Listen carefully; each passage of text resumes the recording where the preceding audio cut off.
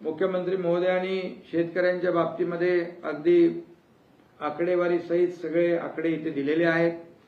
मी आपल्याला सांगू इच्छितो की आमच्या महायुती सरकारच्या काळात आतापर्यंतच्या इतिहासामध्ये शेतकऱ्यांना जेवढी मदत कधी झाली नाही तेवढी मदत शेतकऱ्यांना झालेली आहे। त्याचे आकडे माझ्याकडे आहेत।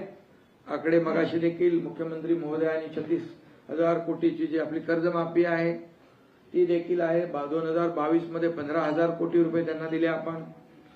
त्याचबरोबर महाविकास आघाडीने जी कर्जमाफी केली होती त्याचे जे नियमित कर्जफेड करणाऱ्या लोकांचे 50,000 रुपये ते त्यांनी दिले नाहीत, ते आम्ही दिले 2023 मध्ये। त्यामुळे शेतकऱ्यांना मदत करताना कधी महायुतीने हात आखडता घेतला नाही। आमच्या काळात शेतकऱ्यांना एनडीआरएफच्या दुप्पट मदत दिली, 2 हेक्टरची लिमिट 3 हेक्टर केली, अगदी गोगलगाईंनी केलेले नुकसान देखील भरून दिलं, सततच्या पावसामुळे होणारं नुकसान ते देखील दिलं। या सगळ्या गोष्टी ज्या आहेत विरोधकांना माहीत आहेत, विरोधी पक्षाला माहीत आहेत, तरी सुद्धा नेहमी ते बिनबुडाचे आरोप करत असतात। आज मगाशी देखील मुख्यमंत्री म्हणाले की निवडणुका आहेत का आता, तर नाही आहेत, परंतु जे आम्ही घोषणा केली शेतकऱ्यांना कर्जमाफीची ती आम्ही दिलेला शब्द पाळणारे आहोत। आम्ही आमची भूमिका अतिशय शेतकऱ्यांच्या बद्दल उदार भूमिका आहे। शेतकरी हा आपला मायबाप आहे। आम्ही नेहमी म्हणतो आमच्या तिजोरीवर, राज्याच्या तिजोरीवर, सरकारच्या तिजोरीवर पहिला अधिकार कुणाचा असेल तर बळीराजाचा असेल, आणि म्हणून बळीराजाला कधीही वाऱ्यावर न सोडण्याचं काम महायुती सरकारने केलेलं आहे। आणि त्यामुळे त्यांनी समोर चर्चा करावी, त्यांनी किती पैसे दिले, आम्ही किती दिले, कारण आम्ही देणारे आहोत, घेणारे नाही, आणि त्यामुळे हे वारंवार आम्ही दाखवलेलं आहे। आणि म्हणूनच मी आपल्याला सांगतो की आता शेतकरी जो अल निनोमुळे आता संकटात आहे त्याला आपण मदत केली पाहिजे। मग सत्ताधारी पक्ष असू दे, विरोधी पक्ष असू दे, सगळ्यांनी एकत्र येऊन या ठिकाणी शेतकऱ्यांच्या प्रश्नावर आपण चर्चा केली पाहिजे, शेतकऱ्यांना न्याय मिळाला पाहिजे। त्याचबरोबर पेरण्यांच्या बाबतीमध्ये देखील मुख्यमंत्री म्हणाले पेरण्यांची देखील घाई करता कामा नये, दुबार पेरणीची वेळ येता कामा नये, याच्याबद्दल देखील आपले सगळे लोक मार्गदर्शन करतायत। आणि म्हणून आपल्याला लवकरात लवकर पाऊस पडावा आणि शेतकऱ्यांना एक मोठा दिलासा मिळावा अशा प्रकारचं आपण सगळेच जण प्रार्थना करतोय। आणि नेहमीच राजकारण तर आपण राजकारण नेहमी करतोच आहे, परंतु जेव्हा अधिवेशन असतं त्यावेळेस मात्र थोडं राजकारण बाजूला ठेवून आपण समाजकारण केलं पाहिजे। आणि या राज्यातल्या शेतकरी असतील, कष्टकरी असतील, लाडक्या बहिणी असतील, कामगार असतील, सगळे जे कोणी लोक असतील यांना न्याय मिळवून कसा आपल्याला देता येईल। आणि विरोधी पक्षाचं काम जिथं सरकार चुकत असेल नक्की विचारा, परंतु सरकार चांगलं काम करत असेल तरी सुद्धा बिनबुडाचे आरोप करायचे, ठोकत राहायचं, ह्या सगळ्या काही गोष्टी योग्य नाही आहेत। मी आपल्याला सांगतो 2.5 वर्षाच्या माझ्या मुख्यमंत्री पदाच्या कारकिर्दीत जी कामं झाली तुमच्या समोर आहेत, पण मुख्यमंत्री देवेंद्रजींच्या आता 1.5 वर्षाच्या काळात देखील आपण पाहिले तर आम्ही 300 निर्णय घेतले। सर्वसमावेशक गृहनिर्माण धोरण आणलं, 35 लाख लोकांना घरं द्यायचे, झोपडपट्टी मुक्त महाराष्ट्रासाठी क्लस्टर योजना, समूह पुनर्विकास योजना ती करतोय, मुंबई पुणे मिसिंग लिंकचं उद्घाटन आम्ही केलेलं आहे, ग्रामीण पेयजल धोरण आम्ही आणलेलं आहे, प्रशासन अधिक कार्यक्षम आम्ही करतोय, सरकारी विभाग वाढवून मुख्यमंत्री महोदयांच्या मार्गदर्शन 46 आपण केले, ग्रामीण भागात 3,500 किलोमीटरचे रस्ते आम्ही बांधतोय, 90,000 कोटींच्या उद्योगांना प्रोत्साहन दिलेलं आहे, 20,000 रोजगार मिळतील। आणि राज्यात एआयचं धोरण मगाशी तुम्ही बोललात ते एआयचं त्यांनी पत्रामध्ये एआय वापरलेलं आहे, एआयचं धोरण आम्ही जाहीर करतोय। त्याचबरोबर विकसित भारत जी योजनेची प्रभावी अंमलबजावणी देखील आम्ही करतोय, विरार अलिबाग मल्टीमॉडल कॉरिडॉर आम्ही करतोय। त्याचबरोबर अनेक depot, gateway of India metro 23,487 कोटीला मंजुरी दिली आहे। सांडपाणी प्रक्रिया पुनर्वापर धोरण 424 शहरांना लाभ देणारं धोरण या ठिकाणी आम्ही आणलंय. तुम्हाला एकच सांगतो, मुंबई महापालिका 20-25 वर्षे ज्यांच्या ताब्यात होती, सिमेंटचे रस्ते जाऊ द्या, साधे एसटीपी पण नव्हते, सगळं प्रदूषित पाणी समुद्रात जात होतं.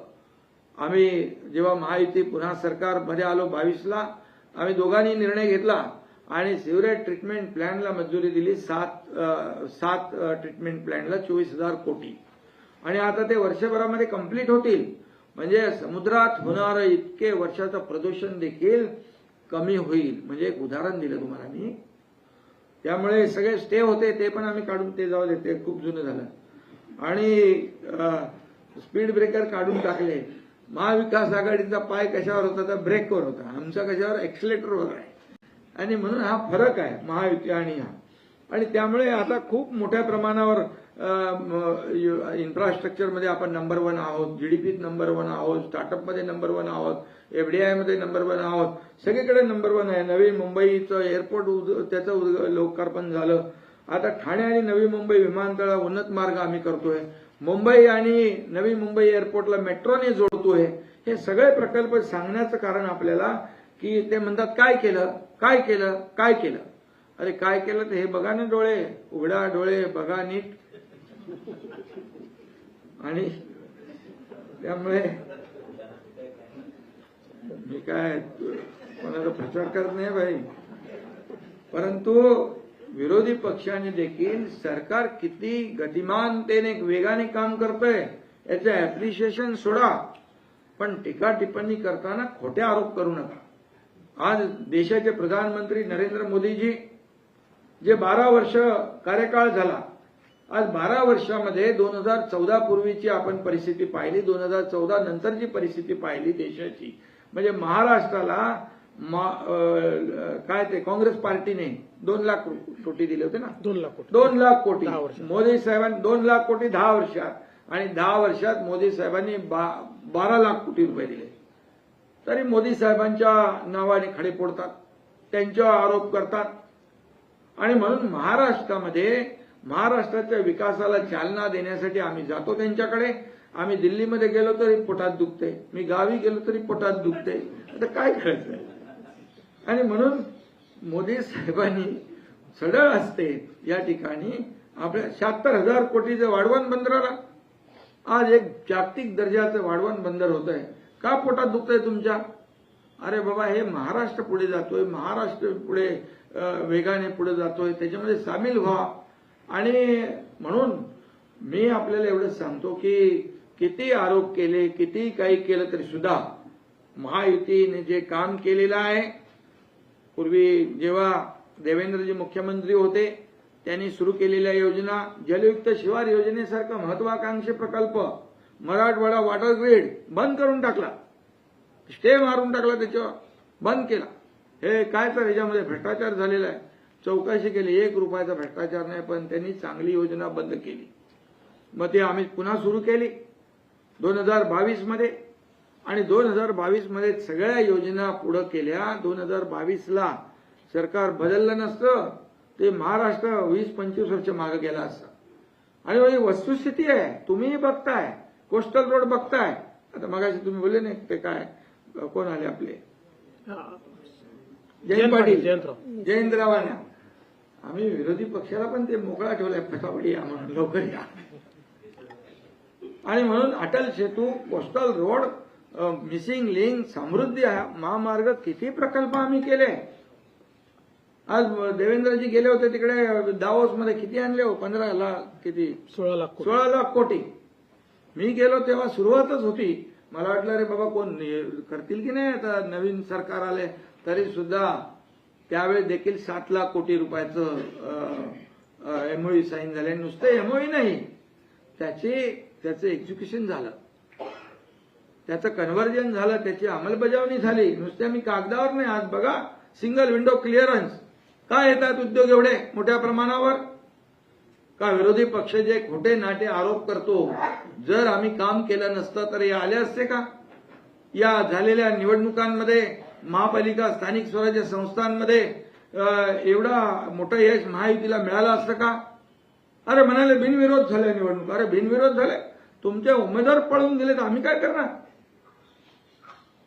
आणि त्यामुळे विरोधकांनी आत्मचिंतन केलं पाहिजे, आत्मपरीक्षण केलं पाहिजे. का या सगळ्या गोष्टी विकासाला आपण प्राधान्य दिलेलं आम्ही खुर्चीला प्राधान्य दिलं नाही. आमचा अजेंडा विकासाचा अजेंडा आहे.